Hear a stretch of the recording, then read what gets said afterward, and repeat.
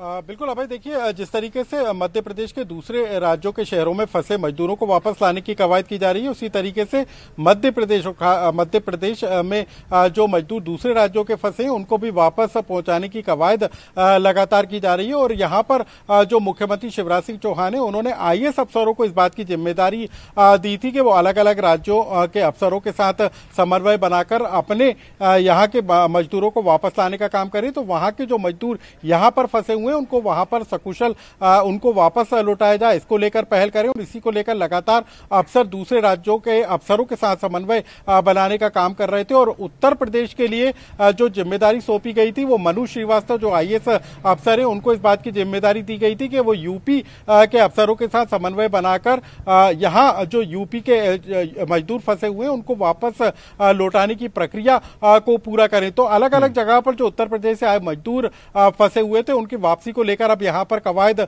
शुरू हो गई है। बसों के जरिए उनको बॉर्डर तक ले जाया जाएगा और वहां पर यूपी के जो नजदीकी जिले होंगे वहां पर उनको छोड़ा जाएगा, जहां पर उनका परीक्षण होगा। और उसके बाद वहां से वो यूपी के राज्य परिवहन की जो बसें होंगी उसके जरिए अपने जिलों की तरफ लौटेंगे। तो कुल मिलाकर कवायद इसी बात को लेकर है कि जल्द से जल्द मजदूरों को उनके घरों तक पहुंचाया जाए। जो गाइडलाइन और जो प्रोटोकॉल तय किया है, उन प्रोटोकॉल के तहत ही मजदूरों की वापसी कराई जा रही है। अब हम थोड़ा आपसे प्राथमिकता समझना चाहते हैं सर कि क्या कुछ प्राथमिकता भी सेट की गई है क्या, कि पहले किन लोगों को लाया जाएगा और उसके लिए क्या क्या कैटेगरी बांटी गई है?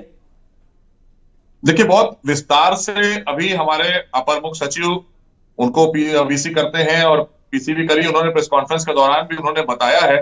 और जिसको अभी अजीत जी ने बहुत विस्तार से बताया है कि किसी को ये प्रक्रिया बहुत सरल कर दी गई है और सभी के लिए आम है, सारे राज्यों के लिए। माननीय मुख्यमंत्री इस बात को लेकर चिंतित है कि जो लोग भी हैं उनको लाना, उसी लिए हमने अलग अलग राज्यों के नोडल अधिकारी बना दिए हैं। उनको वहां पर सब चीजों के लिए उनसे तालमेल करने के लिए दूसरे राज्यों से, ताकि उनके नाम लेकर। और अभी एक और चीज आपको बताना चाहेंगे, अपने जो भी हमारे दर्शक देख रहे हैं, जो बाहर काम करने वाले कामगार लोग हैं, वो देख रहे हैं कि अपने अपने क्षेत्र के अगर वो जनप्रतिनिधियों से संपर्क में है या कार्यकर्ताओं से है, तो उनके जरिए भी वो बता सकते हैं। और वो नोडल अधिकारी को और जो हमारी हेल्पलाइन डेस्क है उस पर वो बाकायदा तरीके से रजिस्टर कर रहे हैं, बता रहे हैं। पूरी हमारा जो संगठन है, सरकार है, सभी लोग, माननीय मुख्यमंत्री, उनका पूरा प्रशासनिक अमला, सब लोग लगे हैं कि कोई भी राज्य में हमारा अगर कोई श्रमिक है और वो कहीं से फंसा है, आना चाहता है, तो उसको वहां के बॉर्डर से लिया जाएगा उनके नियम के अनुसार जो दूसरे राज्य हैं। और हम अपने यहाँ पर जब अपने बॉर्डर में लेंगे तो हमारी गाड़ियां उनको लेकर सुरक्षित स्थान पर ले जाएंगी, वहां उनको रखा जाएगा, उनको खाने पीने की व्यवस्था की जाएगी। 14 दिन क्वारंटाइन करने के बाद उनको स्वस्थ उनके घर पर भेज दिया जाएगा।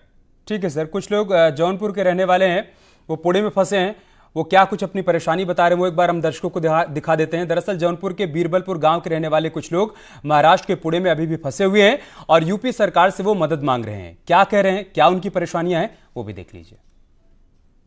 यहाँ पे पुणे में रहते हैं, मजदूर आदमी है, 5-6 आदमी है हमारे साथ में। और यहाँ पे हमें खाने पीने की तकलीफें हैं और हमारे पास पैसे भी नहीं है कि हम यहाँ पे रुक के खा पी सके, इसलिए हम गांव जाना चाहते हैं। हमारा गांव है उत्तर प्रदेश, यूपी, जिला जौनपुर, मड़ियाव तहसील, गांव बीरबलपुर, पोस्ट देवापार है। और हम पुणे में रहते हैं, खराडी टीटे बस्ती। और हमारे घर में राशन भी। तो इन लोग के सामने राशन की दिक्कत है। इनका ये कहना है कि यूपी सरकार इनकी मदद करे, इनको वहां से निकाले, और ये प्रयास लगातार सरकार की तरफ से किया भी जा रहा है। वो नंबर भी हम लगातार दिखा रहे हैं, जो महाराष्ट्र में रहने वाले लोग हैं, यूपी के रहने वाले लोग हैं, महाराष्ट्र में गए थे, वो फंसे हुए हैं, उस नंबर पर वो कॉल कर सकते हैं, नोडल अधिकारी से संपर्क कर सकते हैं, मदद मांग सकते हैं, उन तक मदद पहुंचेगी। लेकिन एक अपील लगातार हम सभी से कर रहे हैं, किसी प्रकार से पैनिक मत होइए। सीएम बार बार ये बात कह रहे हैं, थोड़ा धैर्य बनाए रखिए, थोड़ा सब्र रखिए, हर किसी को लाया जाएगा, किसी को भी नहीं छोड़ा जाएगा।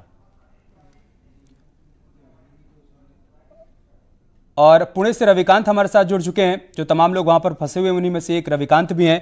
रविकांत, हम आपसे समझना चाहेंगे किस तरह की परेशानी इस वक्त आप लोगों के सामने है और क्या कोई मदद आप तक पहुंच पाई है अब तक? सर, अभी तक हमारे पास कुछ नहीं। पहले काम जो शुरू में 31 तारीख तक लॉकडाउन था, तो 1 तारीख तक हमारे पास कुछ बगल में राशन वासन मिला था।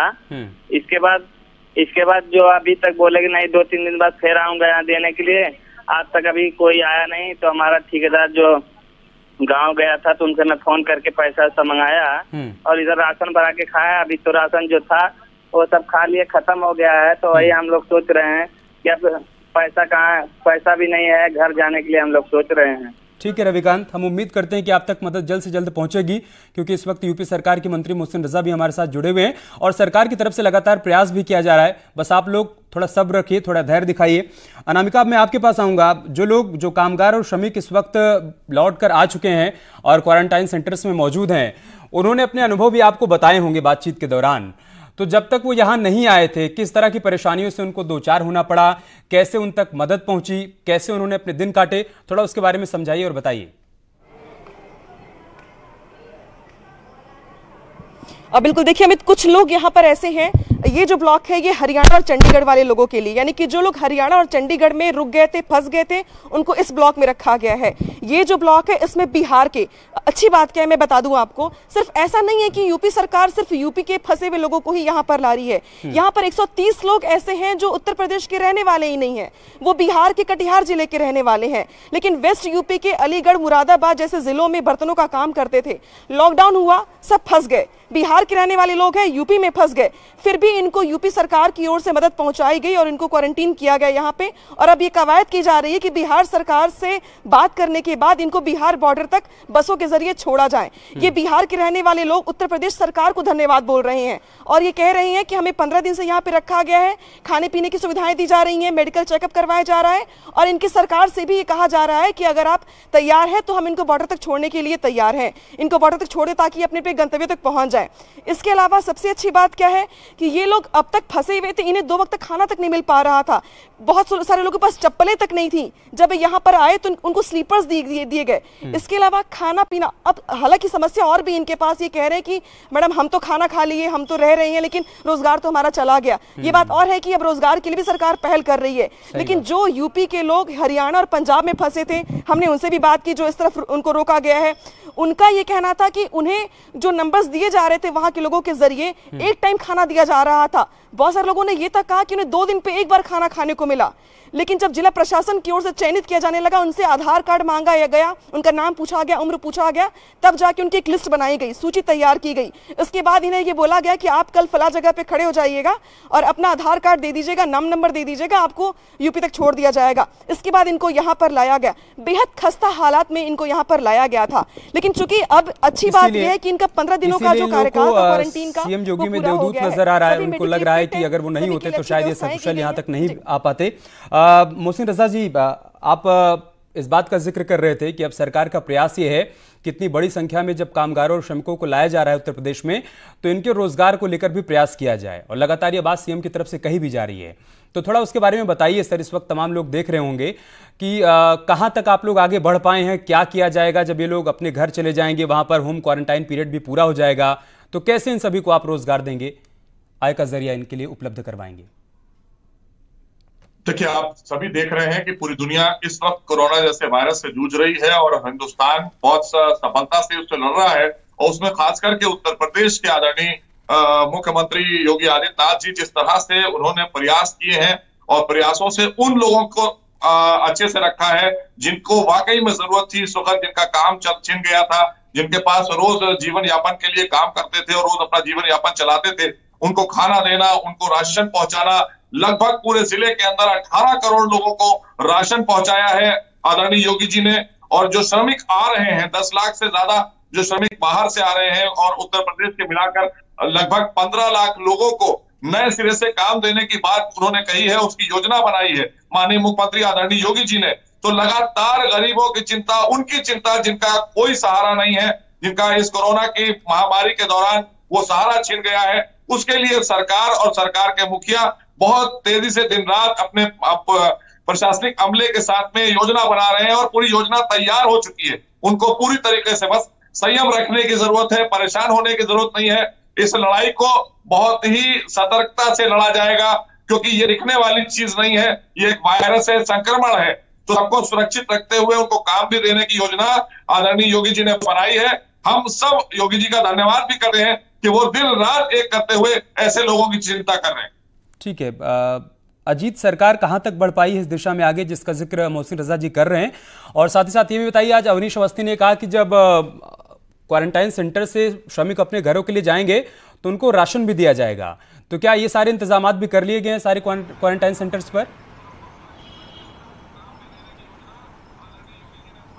देखिए बिल्कुल अमित, आपने सबसे पॉइंट वाली बात उठाई है कि जो मजदूर क्वारंटाइन सेंटर पर आएंगे, जब यहां से जाएंगे तो सीएम ने कहा कि सबको एक किट दी जाएगी जिसमें उनके राशन का पूरा सामान होगा, यानी जब वो अपने घर पहुंचे तो उन्हें तत्काल कोई समस्या ना आए। दूसरी बात, जो रोजगार की बात मंत्री मोहसिन रजा साहब कह रहे थे, उसके लिए बाकायदा कृषि उत्पादन आयुक्त यानी आलोक सिन्हा की अध्यक्षता में एक कमेटी बनाई गई है 4 सदस्यीय, जिसमें प्रमुख सचिव ग्राम पंचायती राज, प्रमुख सचिव ग्राम विकास, प्रमुख सचिव कौशल विकास, 4 प्रमुख सचिवों को रखा गया। ये 4 अफसर इस बात को सुनिश्चित कर रहे हैं कि इन 15 लाख लोगों को कैसे रोजगार दिया जाएगा। पहला तो कि काफी लोगों को मनरेगा के तहत रोजगार दिया जाएगा, जिसकी जिम्मेदारी ग्राम विकास विभाग के ऊपर है।